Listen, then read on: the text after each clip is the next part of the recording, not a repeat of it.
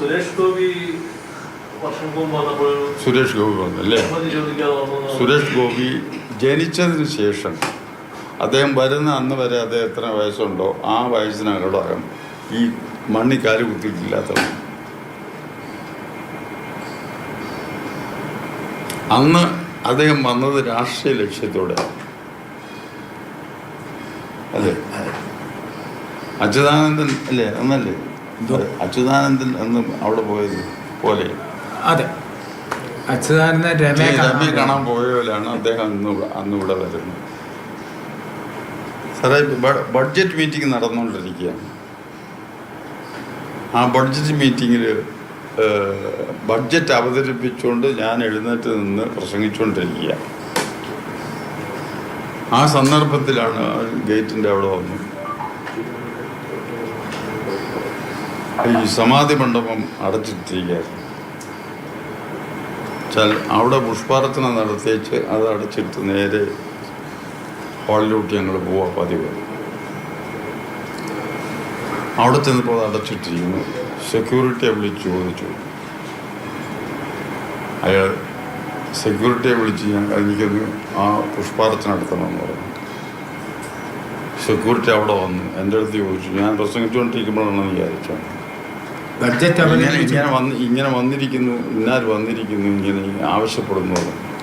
നിങ്ങളത് തുറന്നു കൊടുത്തു, പുഷ്പാർച്ചനയ്ക്കുള്ള സൗകര്യം കൊടുത്താരെന്ന് പറഞ്ഞു. കുറച്ച് കഴിഞ്ഞപ്പോൾ എൻ്റെ മുമ്പിൽ ഇരിക്കുന്നു ഹാളിനകത്ത് കയറി ഞാൻ പ്രസംഗിച്ചുകൊണ്ടിരിക്കുമ്പോൾ. അതെന്ത് പണിയാണ് സാർ? എവിടെയെങ്കിലും നടക്കുമോ? ഒരു സംഘടന അതിൻ്റെ ബഡ്ജറ്റ് അവതരിപ്പിക്കുന്ന ഒരു പരമാധികാര സഭയിൽ മീറ്റിംഗ് നടന്നുകൊണ്ടിരിക്കുമ്പോൾ ആരോടും ചോദിക്കാതെ അവിടെ കയറി വരാൻ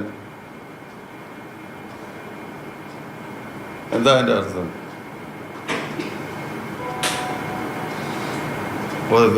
തൃശ്ശൂർ പിടിച്ച പോലെ NSS ഒന്നും പിടിക്കാനൊക്കത്തില്ല.